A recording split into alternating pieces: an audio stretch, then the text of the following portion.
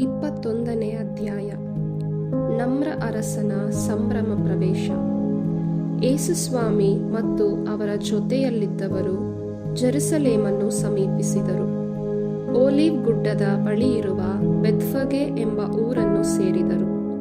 ಅಲ್ಲಿ ಯೇಸು 2 ಶಿಷ್ಯರನ್ನು ಕರೆದು, ನಿಮ್ಮೆದುರಿಗೆ ಇರುವ ಆ ಹಳ್ಳಿಗೆ ಹೋಗಿರಿ. ಅಲ್ಲಿ ಕಟ್ಟಿಹಾಕಿರುವ ಒಂದು ಹೇಸರ ಗತ್ತೆಯನ್ನೂ ಅದರ ಮರಿಯನ್ನೂ ಕಾಣುವಿರಿ. ಅವುಗಳನ್ನು ಬಿಚ್ಚಿ ನನ್ನ ಬಳಿಗೆ ತನ್ನಿರಿ. ಯಾವನಾದರೂ ನಿಮ್ಮನ್ನು ಏನಾದರೂ ಕೇಳಿದರೆ, ಇವು ಪ್ರಭುವಿಗೆ ಬೇಕಾಗಿವೆ ಎನ್ನಿ, ಅವನು ತಕ್ಷಣ ಕಳುಹಿಸಿಕೊಡುವನು ಎಂದು ಹೇಳಿ ಕಳುಹಿಸಿದರು. ಸಿಯೋನ್ ನಗರಿಗೆ ಹೇಳು, ನಿನ್ನರಸ ಬರುತಿಹನು, ದೀನನವ ಹೇಸರಗತ್ತೆ ಏರಿ ಕುಳಿತಿಹನು, ಮರಿ ಹೇಸರಗತ್ತೆಯನ್ನೇರಿ ಸಾಗಿ ಬರುತಿಹನು ಎಂದು ಪ್ರವಾದಿಯೊಬ್ಬನ ವಚನ ನೆರವೇರುವಂತೆ ಇದೆಲ್ಲ ನಡೆಯಿತು. ಶಿಷ್ಯರು ಹೋಗಿ ತಮಗೆ ಅಪ್ಪಣೆ ಮಾಡಿದಂತೆಯೇ ಹೇಸರಗತ್ತೆಯನ್ನೂ ಮರಿಯನ್ನು ಅಟ್ಟಿಕೊಂಡು ಬಂದರು. ತಮ್ಮ ಮೇಲಂಗಿಗಳನ್ನು ಅವುಗಳ ಮೇಲೆ ಹಾಸಿದರು. ಯೇಸು ಹತ್ತಿ ಕುಳಿತುಕೊಂಡರು. ಜನಸಮೂಹದಲ್ಲಿ ಅನೇಕರು ತಮ್ಮ ಹೊದಿಕೆಗಳನ್ನು ದಾರಿಯಲ್ಲಿ ಹಾಸಿದರು. ಇತರರು ಮರದೆಲೆಗಳನ್ನು ಕೊಯ್ದು ದಾರಿಯಲ್ಲಿ ಹರಡಿದರು.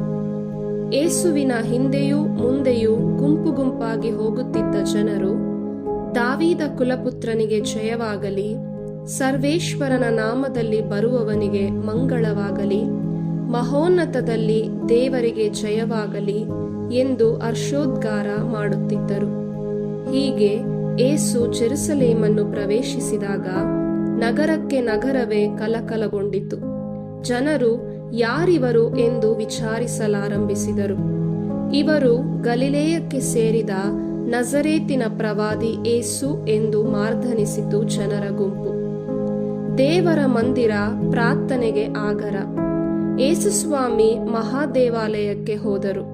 ಅಲ್ಲಿ ಮಾರುತ್ತಿದ್ದವರನ್ನು ಕೊಳ್ಳುತ್ತಿದ್ದವರನ್ನು ಹೊರಗಟ್ಟಿದರು. ನಾಣ್ಯ ವಿನಿಮಯ ಮಾಡುತ್ತಿದ್ದ ವ್ಯಾಪಾರಿಗಳ ಮೇಜುಗಳನ್ನು ಕೆಡವಿದರು. ಪಾರಿವಾಳಗಳನ್ನು ಮಾರುತ್ತಿದ್ದವರ ಮಣೆಗಳನ್ನು ಉರುಳಿಸಿದರು. ಅವರನ್ನು ಉದ್ದೇಶಿಸಿ, ಪ್ರಾರ್ಥನಾಲಯವೀ ನನ್ನ ಆಲಯ ಎಂದು ಪವಿತ್ರ ಗ್ರಂಥದಲ್ಲೇ ಲಿಖಿತವಾಗಿದೆ. ನೀವಾದರೋ ಇದನ್ನು ಕಳ್ಳಕಾಕರ ಗುಹೆಯನ್ನಾಗಿಸುತ್ತಿದ್ದೀರಿ ಎಂದು ಎಚ್ಚರಿಸಿದರು. ದೇವಾಲಯದಲ್ಲಿ ತಮ್ಮ ಬಳಿಗೆ ಬಂದ ಕುರುಡರನ್ನೂ ಕುಂಟರನ್ನೂ ಯೇಸು ಸ್ವಸ್ಥಪಡಿಸಿದರು. ಅವರು ಮಾಡಿದ ಅತಿಶಯ ಕಾರ್ಯಗಳನ್ನು ಮುಖ್ಯ ಯಾಜಕರು ಹಾಗೂ ಧರ್ಮಶಾಸ್ತ್ರಿಗಳು ನೋಡಿದರು. ದೇವಾಲಯದಲ್ಲಿ ಮಕ್ಕಳು ದಾವೀದ ಕುಲಪುತ್ರನಿಗೆ ಜಯವಾಗಲಿ ಎಂದು ಘೋಷಿಸುವುದನ್ನು ಕೇಳಿದರು. ಮಕ್ಕಳು ಹೇಳುವುದು ನಿನಗೆ ಕೇಳಿಸುತ್ತಿದೆಯೋ ಎಂದು ಕೋಪಾವೇಶದಿಂದ ಯೇಸುವನ್ನು ಪ್ರಶ್ನಿಸಿದರು. ಹೌದು, ಕೇಳಿಸುತ್ತದೆ. ಬಾಲಬಾಲೆಯರ ಬಾಯಿಂದಲೂ ಮೊಲೆಗೂಸುಗಳ ನಾಲಿಗೆಯಿಂದಲೂ ನಿಮಗೆ ಸರ್ವಸ್ತುತಿ ಸಲ್ಲುವಂತೆ ಮಾಡಿದ್ದೀರಿ ಎಂಬ ವಾಕ್ಯವನ್ನು ನೀವು ಪವಿತ್ರ ಗ್ರಂಥದಲ್ಲಿ ಎಂದೂ ಓದಿಲ್ಲವೇ ಎಂದು ಉತ್ತರಿಸಿದರು. ಅನಂತರ ಅವರನ್ನು ಬಿಟ್ಟು ಪಟ್ಟಣದಿಂದ ಹೊರಟರು. ಬೆತಾನಿಯಕ್ಕೆ ಬಂದು ರಾತ್ರಿಯನ್ನು ಅಲ್ಲೇ ಕಳೆದರು. ಫಲ ನೀಡದ ಬಾಳಿಗೆ ಶಾಪ. ಮಾರನೆಯ ದಿನ ಬೆಳಿಗ್ಗೆ ಯೇಸುಸ್ವಾಮಿ ಪುನಃ ಪಟ್ಟಣಕ್ಕೆ ಬರುತ್ತಿದ್ದಾಗ ಅವರಿಗೆ ಹಸಿವಾಯಿತು. ದಾರಿಯ ಪಕ್ಕದಲ್ಲಿ ಒಂದು ಅಂಜೂರದ ಮರ ಕಣ್ಣಿಗೆ ಬಿದ್ದಿತು. ಹತ್ತಿರಕ್ಕೆ ಹೋಗಿ ನೋಡುವಾಗ ಅದರಲ್ಲಿ ಬರೀ ಎಲೆಗಳೇ ಹೊರತು ಮತ್ತೇನೂ ಕಾಣಲಿಲ್ಲ. ಯೇಸು ಆ ಮರಕ್ಕೆ, ಇನ್ನು ಮುಂದೆ ನೀನೆಂದಿಗೂ ಹಣ್ಣು ಬಿಡದಂತಾಗಲಿ ಎಂದರು. ಅದೇ ಕ್ಷಣದಲ್ಲಿ ಆ ಮರ ಒಣಗಿ ಹೋಯಿತು. ಇದನ್ನು ನೋಡಿ ಶಿಷ್ಯರು ನಿಬ್ಬೆರಗಾದರು. ಈ ಅಂಜೂರದ ಮರ ಇಷ್ಟು ಬೇಗನೆ ಹೇಗೆ ಒಣಗಿ ಹೋಯಿತು ಎಂದು ಕೇಳಿದರು. ಅದಕ್ಕೆ ಪ್ರತ್ಯುತ್ತರವಾಗಿ ಯೇಸು, ನಾನು ನಿಮಗೆ ಖಂಡಿತವಾಗಿ ಹೇಳುತ್ತೇನೆ, ನೀವು ಸಂಶಯ ಪಡದೆ ವಿಶ್ವಾಸಿಸಿದರೆ ಈ ಅಂಜೂರದ ಮರಕ್ಕೆ ನಾನು ಏನು ಮಾಡಿದೆನೋ ನೀವು ಅಂತೆಯೇ ಮಾಡುವಿರಿ.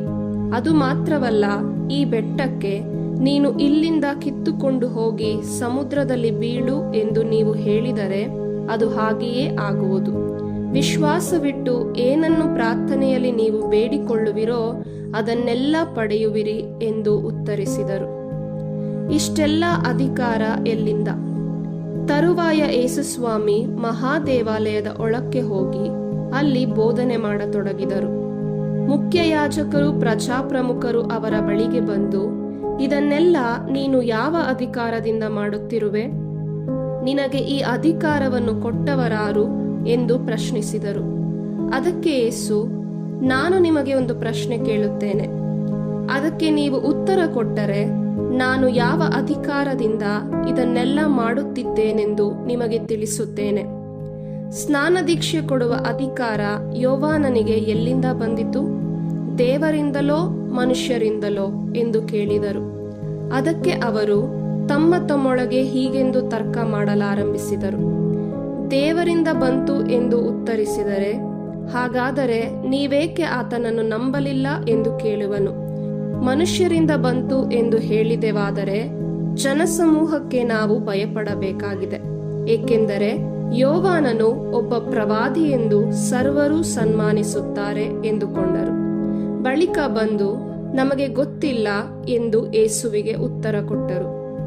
ಆಗ ಯೇಸು, ಹಾಗಾದರೆ ನಾನು ಕೂಡ ಯಾವ ಅಧಿಕಾರದಿಂದ ಇದನ್ನೆಲ್ಲ ಮಾಡುತ್ತೇನೆಂದು ನಿಮಗೆ ಹೇಳುವುದಿಲ್ಲ ಎಂದರು.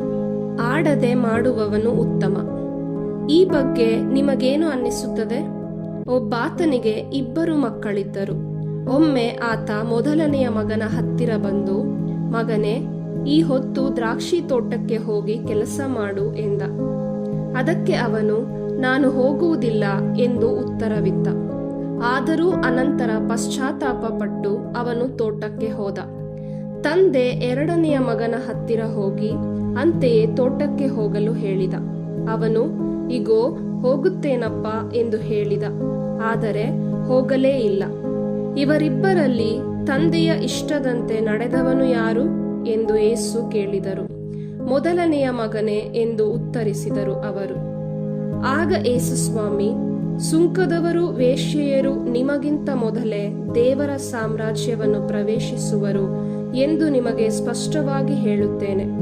ಸ್ನಾನಿಕ ಯೋವಾನನು ಧರ್ಮ ಮಾರ್ಗವನ್ನು ತೋರಿಸಲು ಬಂದನು, ನೀವು ಆತನನ್ನು ನಂಬಲಿಲ್ಲ. ಆದರೆ ಸುಂಕದವರು ವೇಶ್ಯೆಯರು ಆತನನ್ನು ನಂಬಿದರು. ಇದನ್ನು ಕಂಡ ಮೇಲೂ ನೀವು ಪಶ್ಚಾತ್ತಾಪ ಪಡಲಿಲ್ಲ, ಯೋವಾನನನ್ನು ನಂಬಲೂ ಇಲ್ಲ. ಕ್ರೂರಿಗಳಾದ ಗೇಣಿದಾರರು.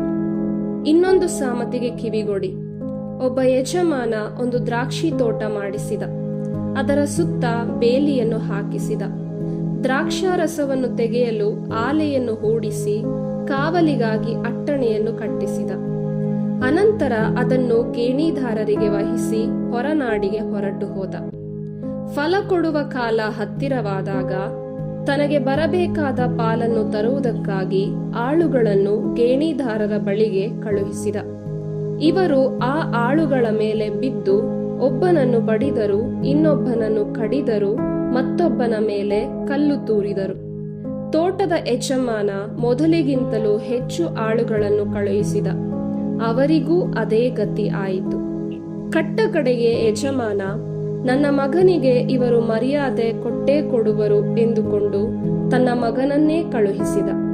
ಆದರೆ ಗೇಣಿದಾರರು ಮಗನನ್ನು ಕಂಡೊಡನೆ, ಈ ತೋಟಕ್ಕೆ ಇವನೇ ಉತ್ತರಾಧಿಕಾರಿ, ಬನ್ನಿ ಇವನನ್ನು ಮುಗಿಸಿ ಬಿಡೋಣ, ಇವನಿಗೆ ಬರುವ ಸೊತ್ತನ್ನು ನಮ್ಮದಾಗಿಸಿಕೊಳ್ಳೋಣ ಎಂದು ತಮ್ಮಲ್ಲೇ ಒಳಸಂಚು ಮಾಡಿಕೊಂಡರು. ಅಂತೆಯೇ ಅವನನ್ನು ಹಿಡಿದು ತೋಟದಿಂದ ಹೊರಕ್ಕೆ ದಬ್ಬಿಕೊಂಡು ಹೋಗಿ ಕೊಂದು ಹಾಕಿದರು. ಈಗ ನೀವೇ ಹೇಳಿ, ತೋಟದ ಯಜಮಾನ ಬಂದಾಗ ಆ ಗೇಣಿದಾರರಿಗೆ ಏನು ಮಾಡುವನು ಎಂದು ಯೇಸು ಕೇಳಿದರು. ಆ ಕೇಡಿಗರನ್ನು ಕ್ರೂರವಾಗಿ ಸಂಹರಿಸುವನು. ತರುವಾಯ ಕಾಲಕಾಲಕ್ಕೆ ಸರಿಯಾಗಿ ಪಾಲನ್ನು ಸಲ್ಲಿಸುವ ಬೇರೆಯವರಿಗೆ ತೋಟವನ್ನು ಗೇಣಿಗೆ ಕೊಡುವನು ಎಂದು ಅಲ್ಲಿದ್ದವರು ಉತ್ತರ ಕೊಟ್ಟರು. ಬಳಿಕ ಯೇಸು ಇಂತೆಂದರು, ಮನೆ ಕಟ್ಟುವವರು ಬೇಡವೆಂದು ಬಿಸಾಡಿದ ಆ ಕಲ್ಲೇ ಪ್ರಮುಖ ಮೂಲೆಗಲ್ಲಾಯಿತು. ಸರ್ವೇಶ್ವರನಿಂದಲೇ ಆದ ಈ ಕಾರ್ಯ ನಮ್ಮ ಕಣ್ಣಿಗೆ ಅದೆಂತಹ ಆಶ್ಚರ್ಯ ಎಂಬ ವಾಕ್ಯವನ್ನು ನೀವು ಪವಿತ್ರ ಗ್ರಂಥದಲ್ಲಿ ಓದಿಲ್ಲವೇ? ಆದುದರಿಂದ ನಾನು ನಿಮಗೆ ಹೇಳುತ್ತೇನೆ, ದೇವರ ಸಾಮ್ರಾಜ್ಯವನ್ನು ನಿಮ್ಮಿಂದ ಕಿತ್ತುಕೊಂಡು ತಕ್ಕ ಫಲ ಕೊಡುವ ಜನತೆಗೆ ನೀಡಲಾಗುವುದು. ಅಷ್ಟೇ ಅಲ್ಲದೆ ಆ ಕಲ್ಲಿನ ಮೇಲೆ ಬೀಳುವವನು ಛಿದ್ರನಾಗುವನು. ಯಾವನ ಮೇಲೆ ಆ ಕಲ್ಲು ಬೀಳುವುದೋ ಅವನು ಜಜ್ಜಿ ಹೋಗುವನು. ಮುಖ್ಯ ಯಾಜಕರು ಫರಿಸಾಯರು ಸ್ವಾಮಿ ಹೇಳಿದ ಸಾಮತಿಗಳನ್ನು ಕೇಳಿ, ಇವನು ನಮ್ಮನ್ನು ಕುರಿತೇ ಹೀಗೆ ಮಾತನಾಡುತ್ತಿದ್ದಾನೆ ಎಂದು ಅರ್ಥ ಮಾಡಿಕೊಂಡರು. ಯೇಸುವನ್ನು ಹಿಡಿದು ಬಂಧಿಸಲು ಯತ್ನಿಸಿದರು, ಆದರೆ ಜನಸಮೂಹಕ್ಕೆ ಭಯಪಟ್ಟರು, ಏಕೆಂದರೆ ಜನರು ಯೇಸುವನ್ನು ಪ್ರವಾದಿ ಎಂದು ಸನ್ಮಾನಿಸುತ್ತಿದ್ದರು.